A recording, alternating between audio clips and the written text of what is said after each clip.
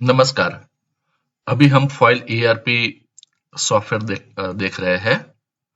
ये सॉफ्टवेयर विप्रा वर्ल्डवाइड ने डेवलप किया हुआ है। विप्रा वर्ल्डवाइड 20 साल से पुरानी कंपनी है और बहुत अलग अलग प्रकार के सॉफ्टवेयर बनाती है। और ये जो सॉफ्टवेयर है वो एक्सक्लूसिवली प्रिंटिंग और लेमिनेशन इंडस्ट्री के लिए बनाया गया सॉफ्टवेयर है। तो स्टेप बाय स्टेप ये सॉफ्टवेयर के अंदर क्या कवर होता है वो पहले एक देख लेते हैं।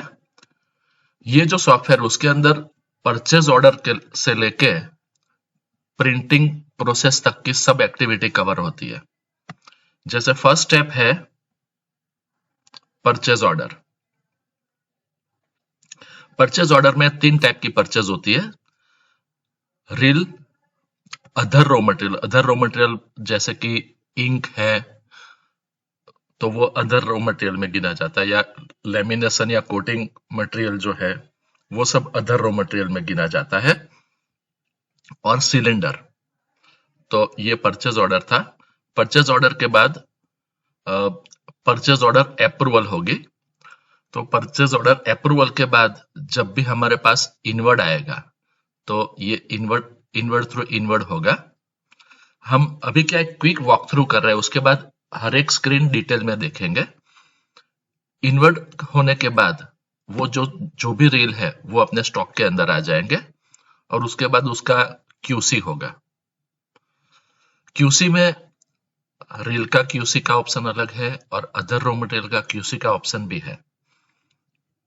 क्यूसी होने के बाद फर्स्ट स्टेप होता है रील का प्लानिंग। मतलब वो रील कौन सी प्रोसेस में जाएगा।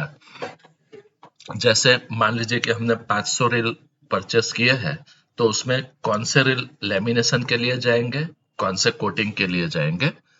तो वो सब प्लानिंग के लिए नेक्स्ट स्टेज डिफाइन होगा रील का। उसके बाद कोई भी मान लीजिए कि लेमिनेशन करना है, कोटिंग करना है, तो उसके पहले का स्टेप है वर्क ऑर्डर। तो मार्केटिंग में हमारे पास जो भी वर्क ऑर्डर आएगा तो पहले वर्क ऑर्डर जनरेट होगा। अगर मान लीजिए कि हम अपने खुद के लिए प्रोडक्शन कर रहे हैं तो अभी एक वर्क ऑर्डर बनाना जरूरी है। वर्क ऑर्डर बनने के बाद उसका अप्रूवल होना जरूरी है। और अप्रूवल 2 लेवल का होता है। एक फाइनेंस डिपार्टमेंट अप्रूव करेगा और उसके बाद डायरेक्टर का अप्रूवल आएगा। और कभी वर्क ऑर्डर कैंसिल होता है तो वर्क ऑर्डर कैंसिल भी कर सकते हैं हम। वर्क ऑर्डर जनरेट करने के बाद जो भी प्रोसेस हमें करनी है, तो कोटिंग करना है तो पहले कोटिंग कार्ड बनाना पड़ेगा। लेमिनेशन करना है तो लेमिनेशन कार्ड बनेगा। और डायरेक्ट स्लिटिंग में अगर भेजना है तो स्लिटिंग कार्ड बनेगा। और प्रिंटिंग करके स्लिटिंग करना है तो प्रिंटिंग स्लिटिंग कार्ड बनेगा। तो ये प्लानिंग की प्रोसेस हो गई। उसके बाद एक्चुअल प्रोडक्शन जो होगा, तो कोटिंग एंट्री से कोटिंग की एंट्री होगी, लेमिनेशन से लेमिनेशन की एंट्री होगी। और लेमिनेशन में जैसे आप जानते हैं मल्टी लेमिनेशन होता है, 2 प्लाई, 3 प्लाई, 4 प्लाई।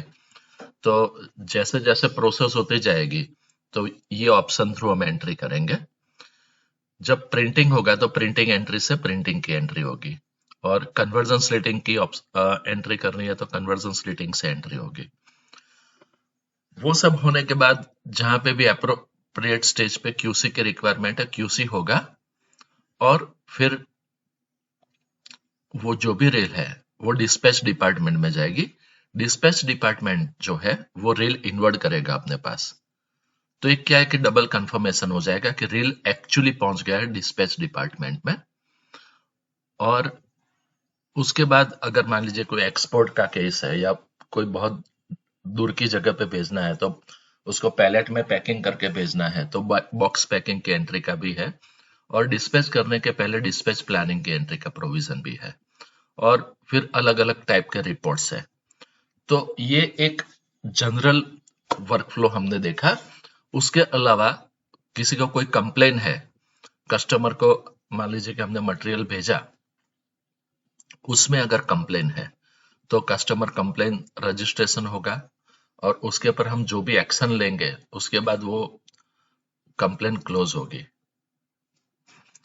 तो ये सब चीज इसके अंदर है। उसके अलावा जो सिलेंडर हमारे पास आते हैं, तो सिलेंडर की लिस्ट भी हमारे पास होती है, क्योंकि प्रिंटिंग के लिए सिलेंडर की रिक्वायरमेंट रहती है हमको। सप्लायर को भी कोई कंप्लेन करनी है तो सप्लायर कंप्लेन थ्रू हम सप्लायर कंप्लेन करेंगे।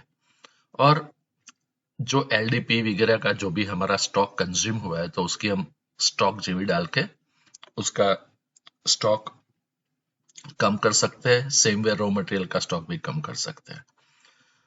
नेक्स्ट वीडियो के अंदर हम हर एक स्क्रीन डिटेल में देखेंगे।